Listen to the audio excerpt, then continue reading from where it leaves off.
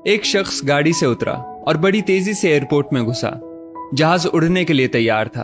उसे किसी कॉन्फ्रेंस में पहुंचना था जो खास उसी के लिए आयोजित की जा रही थी। वो अपनी सीट पर बैठा और जहाज उड़ गया।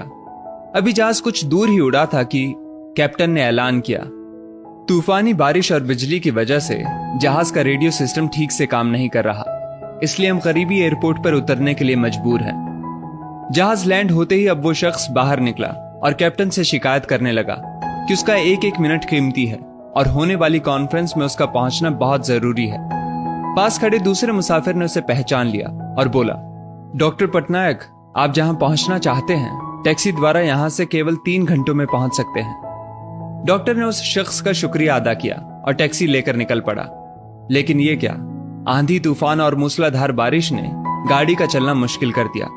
फिर भी ड्राइवर गाड़ी चलाता रहा। अचानक ड्राइवर को एहसास हुआ कि वो रास्ता भटक चुका है। नाउमीदी के उतार चढ़ाव के बीच उस शख्स को एक छोटा सा घर दिखा। इस तूफान में वही गनीमत समझकर गाड़ी से नीचे उतरा और दरवाजा खटखटाया।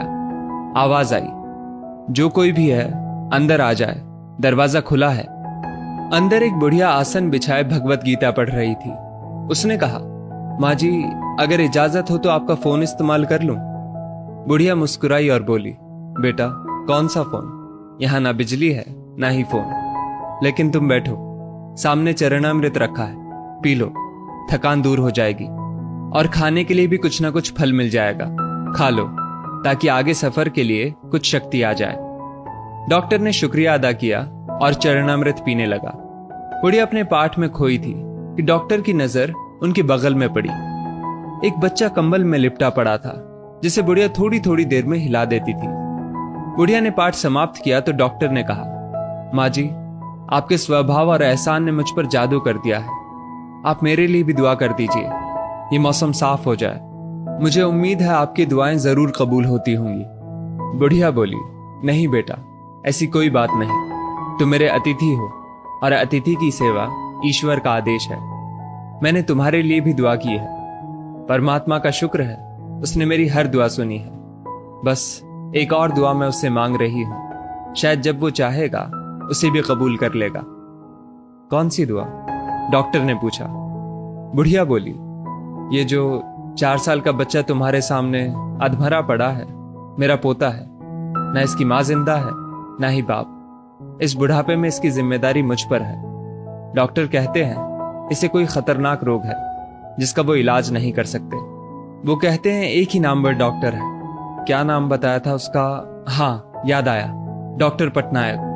वो इसका ऑपरेशन कर सकता है। लेकिन मैं बुढ़िया कहाँ उस डॉक्टर तक पहुंच सकती हूँ? बच्चे को लेकर जाऊं भी तो पता नहीं वो देखने के लिए राजी भी हो या नहीं। बस अब बंसी वाले से यही मांग रही थी कि वो मेरी मुश्किल आसान कर दे।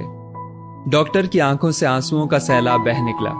वो रूंधे कंठ से बोला, माई, आपकी दुआ ने हवाई जहाज को नीचे उतार लिया, आसमान पर बिजलियां कौंधवा दी, मुझे रास्ता भुलवा दिया ताकि मैं यहां तक खींचा चला आऊं। हे भगवान, मुझे यकीन ही नहीं हो रहा कि कन्हैया एक दुआ कबूल करने के लिए अपने भक्तों की इस तरह भी मदद कर सकता है।